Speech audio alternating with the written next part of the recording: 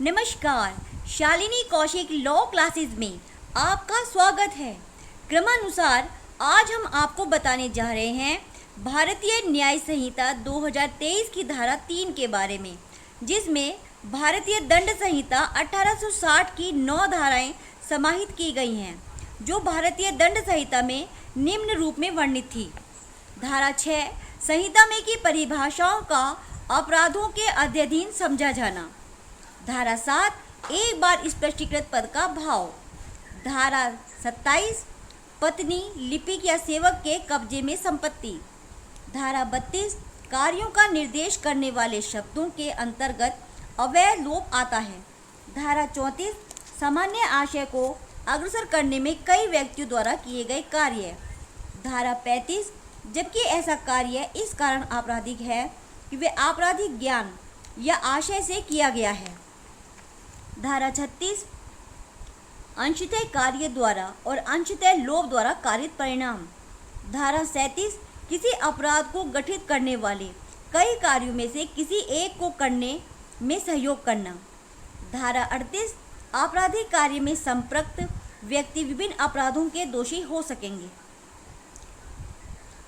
वर्तमान में भारतीय न्याय संहिता में इन 9 धाराओं को धारा 3 की 9 उपधाराओं में विभाजित किया गया है, जो कि इस प्रकार है।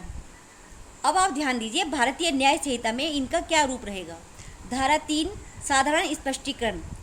नंबर 1 इस संहिता में सर्वत्र अपराध की प्रत्येक परिभाषा, प्रत्येक दंड और प्रत्येक ऐसी परिभाषा या दंड उपबंध का प्रत्येक दृष्टांत साधारण अपवाद शीर्षक वाले अध्याय में अंतर्विष्ट अपवादों के अध्ययन समझा जाएगा, चाहे उन अपवादों को ऐसी परिभाषा, दंड उपबंध या दृष्टांत में दोहराया न गया हो। इसे आप दृष्टांत से भी समझ सकते हैं। एक पुलिस अधिकारी वारंट के बिना को जिसने हत्या की है पकड़ लेता है। यहाँ सदोष परिरोध के अपराध का दोषी नहीं है, क्योंकि वह को पकड़ने के लिए विधि द्वारा आबद्ध था और इसलिए यह मामला उस साधारण अपवाद के अंतर्गत आ जाता है जिसमें यह उपबंधित है कि कोई बात अपराध नहीं है जो किसी ऐसे व्यक्ति द्वारा की जाए जो उसे करने के लिए विधि द्वारा आबद्ध हो। अब हम आते हैं धारा 3 की उपधारा 2 पर। प्रत्येक पद जिसका स्पष्टीकरण इस संहिता के किसी भाग में किया गया है, इस संहिता के प्रत्येक भाग में उस स्पष्टीकरण के अनुरूप ही प्रयोग किया गया है।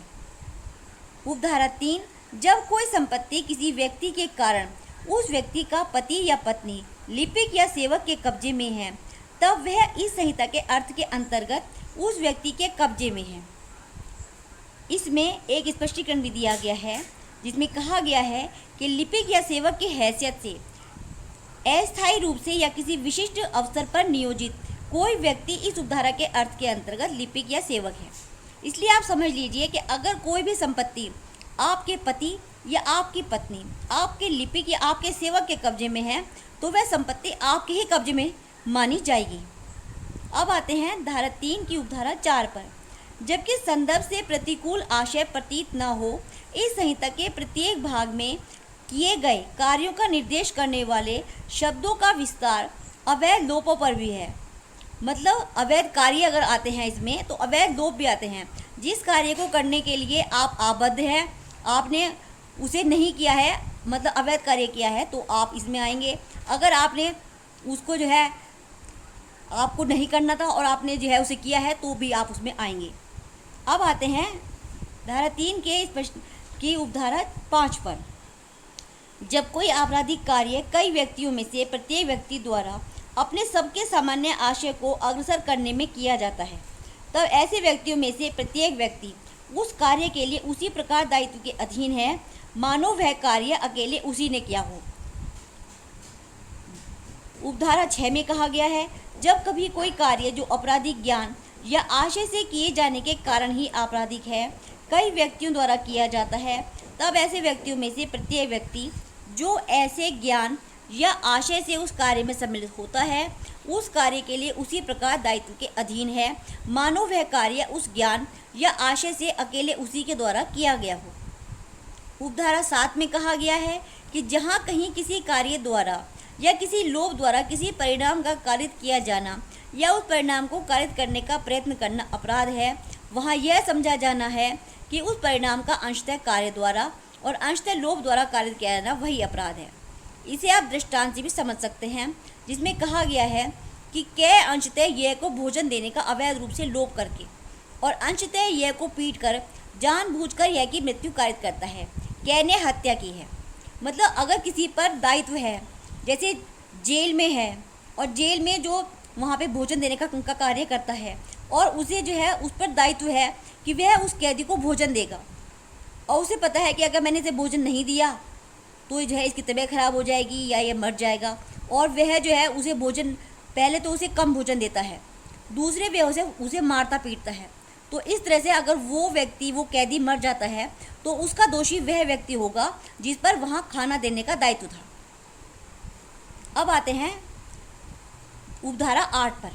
जब कोई अपराध कई कार्यों द्वारा किया जाता है तब जो कोई या तो अकेले या किसी अन्य व्यक्ति के साथ सम्मिलित होकर उन कार्यों में से कोई एक कार्य करके उस अपराध के किए जाने में जानबूझकर सहयोग करता है, वह उस अपराध को करता है। इसे आप दृष्टांत से इस तरह समझ सकते हैं कि एक जेलर एक कैदी यह का संरक्षण भार रखता है। यह की मृत्यु कारित करने के आशय से यह को भोजन देने का अवैध रूप से लोभ करता है, जिसका परिणाम स्वरूप यह की शक्ति बहुत क्षीण हो जाती है, किंतु यह शुद्धा पीड़न उसकी मृत्यु कारित करने के लिए पर्याप्त नहीं होता। कै अपने पद से पदच्युत कर दिया जाता है और खे उसका उत्तरवर्ती होता है। कै से दुसंधि या सहयोग किए बिना खे यह जानते हुए कि ऐसा करने से संभाव्य है कि वह यह की मृत्यु कारित कर दे, यह को भोजन देने का अवैध रूप से लोभ करता है, यह भूख से मर जाता है। खे हत्या का दोषी है, किंतु कै ने खे का सहयोग नहीं किया, इसलिए कै हत्या के प्रयत्न का ही दोषी है। वह केवल इसलिए क्योंकि उसने भी इस कार्य में अपने हाथ आगे बढ़ाए थे। अब आते हैं उपधारा 9 पर, जहाँ कई व्यक्ति किसी आपराधिक कार्य को करने में लगे हुए या संबद्ध हैं, वहाँ वे उस कार्य के आधार पर विभिन्न अपराधों के दोषी हो सकेंगे। इसे आप दृष्टांत से इस तरह समझ सकते हैं कि कै गंभीर प्रकोपन की ऐसी परिस्थितियों के अधीन यह पर आकलन करता है कि यह का उसके द्वारा वध किया जाना केवल ऐसा आपराधिक मानव वध है जो हत्या की कोटि में नहीं आता है। खे जो यह से वैमनस्य रखता है, उसका वध करने के आशय से और प्रकोपन के वशीभूत न होते हुए यह का वध करने में कै की सहायता करता है। यहाँ यद्यपि कै और खे दोनों यह की मृत्यु करने में लगे हुए हैं, खे हत्या का दोषी है और कै केवल आपराधिक मानव वध का दोषी है। इन सभी उपधाराओं का अध्ययन कीजिए, इन पर ध्यान दीजिए और आगे की जानकारी के लिए जुड़े रहिए शालिनी कौशिक लॉ क्लासेस से। चैनल को सब्सक्राइब कर, पोस्ट को लाइक व शेयर कर। अपनी कोई समस्या हो वो आप इसके कमेंट सेक्शन में जाकर लिख सकते हैं, उसका समाधान अवश्य किया जाएगा। धन्यवाद।